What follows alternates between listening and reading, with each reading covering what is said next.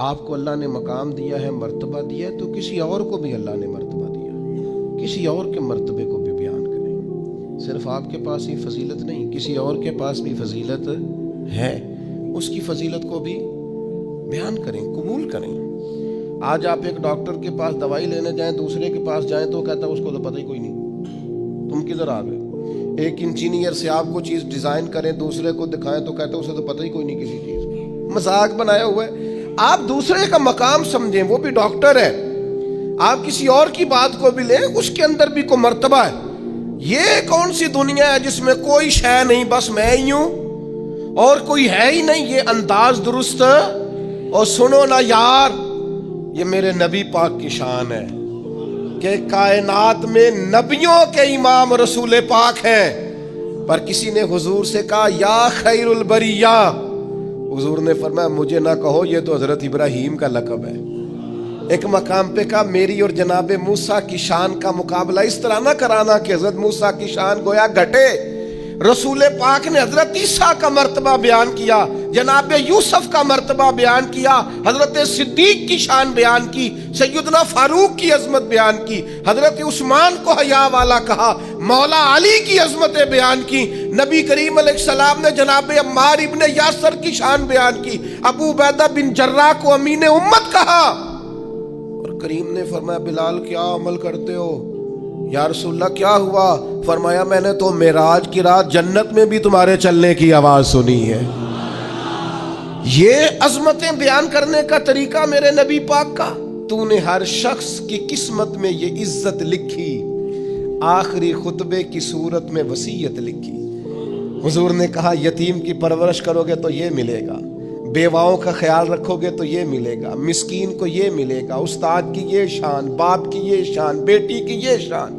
نبی پاک تو عظمتیں دیتے، دوسروں کا مقام و مرتبہ سب سے بڑے ہو کر حضور اگر دوسروں کی عظمت کا خیال رکھتے ہیں تو ہم ایک دوسرے کی عظمت کا کیوں خیال نہیں رکھتے؟ ہم ایک دوسرے کی شان کو کیوں بیان نہیں؟ وہ ایک جگہ پہ میں موجود تھا تو مجھے ایک صاحب نے پوچھا، اس نے کہا جی تسی مدرسے جڑے بچے پڑھاندے انہوں ڈاکٹر کیوں نہیں بناندے، انجینئر کیوں نہیں بنتے مدرسے کے بچے، مدرسے کے بچے جو ہیں یہ پائلٹ کیوں نہیں بنتے؟ تو میں نے ان سے کہا آپ مجھے بتائیں جو بچے میڈیکل کالج میں پڑھتے ہیں وہ عالم دین کیوں نہیں بنتے؟ جو میڈیکل کالج میں پڑھتے ہیں وہ انجینئر کیوں نہیں بنتے؟ ڈاکٹر سے کبھی کسی نے کہا تو ڈاکٹر ہے انجینئر کیوں نہیں پوچھا کبھی؟ پائلٹ سے آپ نے کہا جناب تو پائلٹ ہے ڈاکٹر کیوں نہیں؟ عجیب بیوقوفی ہے نا بھئی، یہ الگ ایک تعلیم ہے، ایک الگ سکول آف تھاٹ ہے، یہ باقاعدہ ایک ڈگری ہے۔ آپ پاگل ہیں؟ آپ ڈاکٹر سے پوچھو وہ پائلٹ کیوں نہیں، تو میں آپ کو بتا دیتا ہوں مدرسے کا طالب علم ڈاکٹر کیوں نہیں پوچھیں آپ، یہ الگ ایک ڈگری ہے، اس کے اندر اسپیشلائزیشن ہے۔ جب بچہ درس نظامی کرتا ہے تو پھر اس سے پوچھا جاتا ہے تو انہیں شیخ الحدیث بننا ہے، شیخ القرآن بننا ہے، شیخ الفقہ بننا ہے، فقہ میں تخصص کرنا ہے، حدیث میں کرنا ہے، تفسیر میں کرنا ہے، یہ الگ ایک پورا شعبہ ہے۔ امت کو اپنی رہنمائی کے لیے اگر ڈاکٹر کے مشورے کی ضرورت ہے تو عالم کے مشورے کی ضرورت نہیں؟ تو عجیب فلسفہ ہے نا جی۔ اور روز جس کا جی چاہتا ہے وہ ٹی وی آ کہتا ہے جی مدرسوں میں بچے ڈاکٹر کیوں نہیں بنتے؟ آپ مجھے بتائیں میڈیکل کے بچے عالم کیوں نہیں بنتے؟ میڈیکل کے بچے پائلٹ کیوں نہیں بنتے؟ مذاق بنا رکھا ہے آپ نے۔